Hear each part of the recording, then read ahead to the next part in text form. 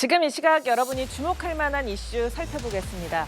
북한 주민 한 명이 군사 분계선을 넘어와 우리 군 당국이 신병을 확보했습니다. 민간인 신분의 남성으로 무기는 소지하지 않았던 것으로 알려졌는데요. 관계기관이 조사 중이지만 현재로선 귀순 목적으로 추정됩니다.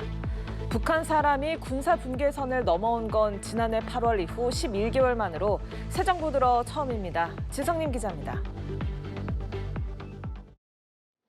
군 당국이 중서부 전선에서 군사분계선을 넘어온 북한 주민 한 명의 신병을 확보했다고 밝혔습니다.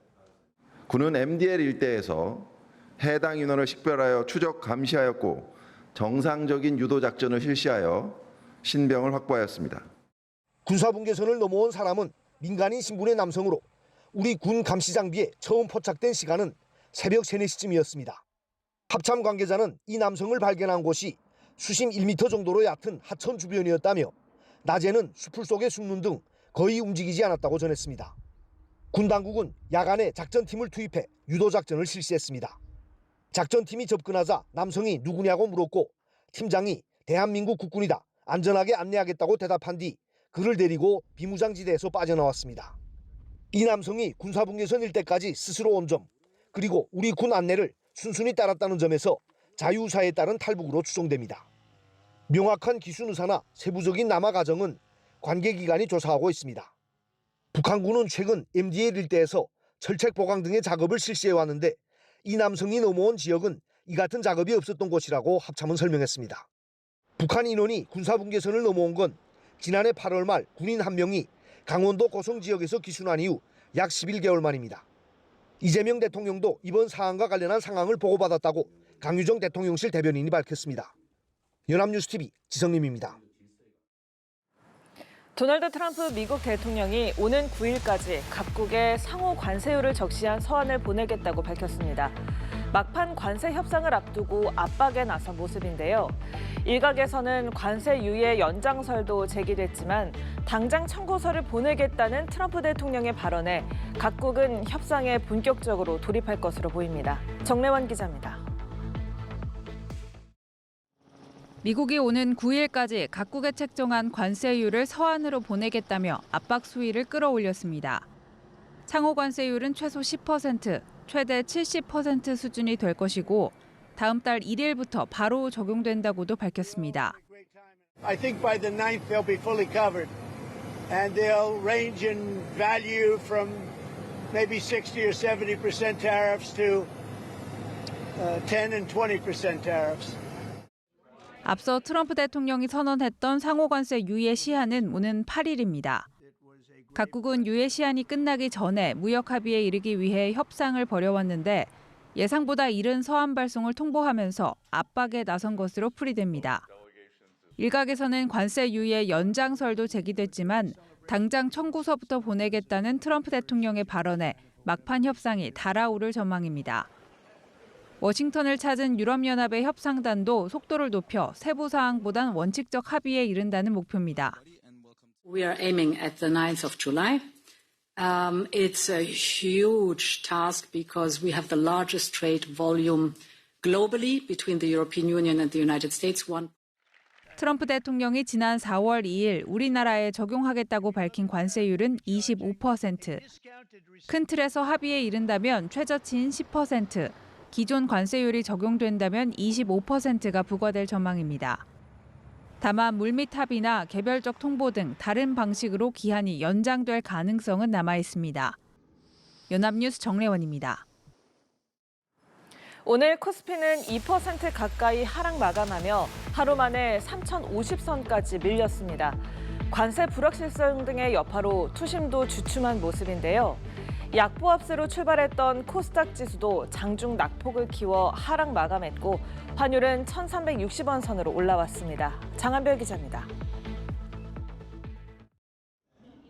오늘 코스피는 전 거래일보다 1.99% 내린 3,054.28로 거래를 마쳤습니다. 개인 투자자들은 하루 만에 매수 우위로 전환했지만 기관 투자자의 매도세가 이어지면서 지수는 뒷걸음질 쳤습니다.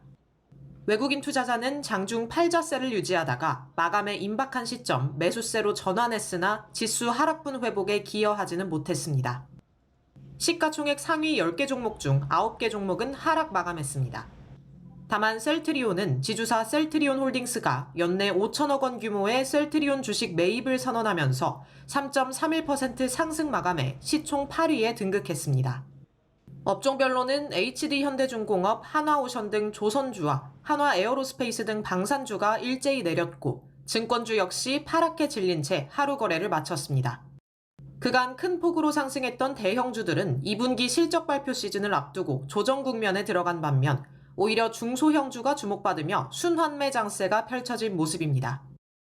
약부합세로 출발했던 코스닥 지수는 장중 낙폭을 키워 전 거래일보다 2.21% 내린 775.80으로 장을 마쳤습니다.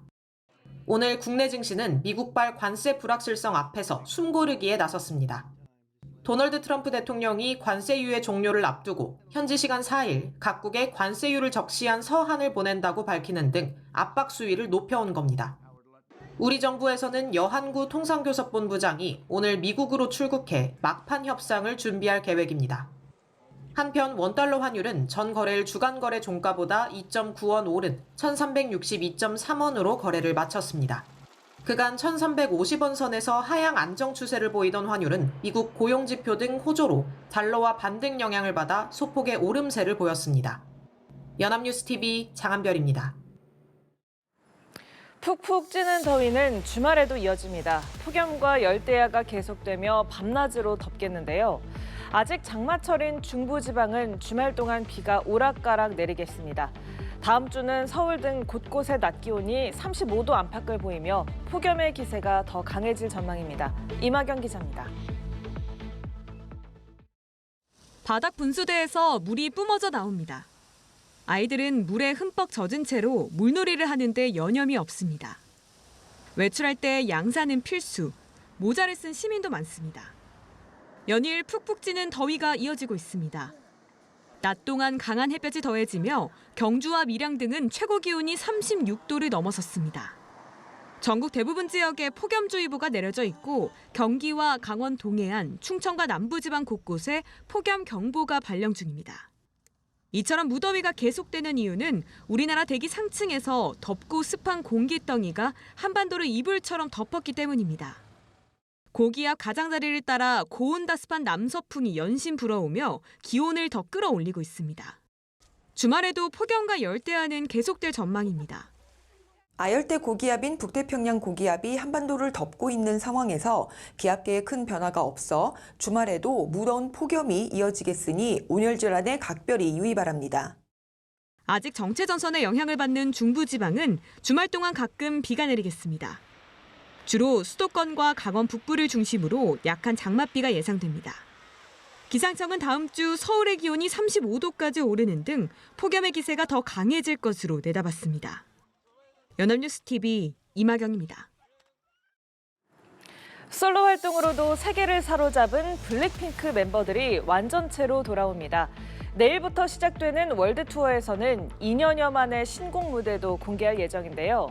각각의 멤버가 그동안의 솔로 활동으로 쌓은 개성을 완전체 활동에 어떻게 녹여낼지 전 세계 팬들은 기대감이 커지고 있습니다. 서영석 기자입니다. 블랙핑크가 다시 하나로 뭉칩니다. 아파트 신드롬으로 K-팝 가수 빌보드 핫백 최장 진입 기록을 매주 경신 중인 로제, 빌보드 올해의 앨범의 주인공 제니, 그리고 K-팝의 경계를 넘어선 리사와 음악과 연기를 병행한 지수까지 4인 4색 솔로 전성기를 보낸 멤버들이 1년여 만에 블랙핑크 완전체로 돌아와 월드 투어에 나섭니다. 고향에서 시작되는 월드 투어 데드라인의 첫 공연에선 베일에 가려진 신곡 무대도 최초 공개됩니다. 2022년 9월 정규 2집 본핑크 발매 이후 2년 10개월 만에 팬들 앞에 선보이는 새 노래입니다. 그간 솔로 활동에서 각자의 개성을 마음껏 뽐내며 활동 영역을 넓혀왔던 만큼 블랙핑크의 이번 완전체 활동은 큰 시너지를 낼 것으로 기대받습니다. 핵심은 그룹으로서의 정체성과 멤버 각자가 솔로 활동으로 쌓은 개성을 어떻게 조화롭게 녹여낼 수 있느냐입니다.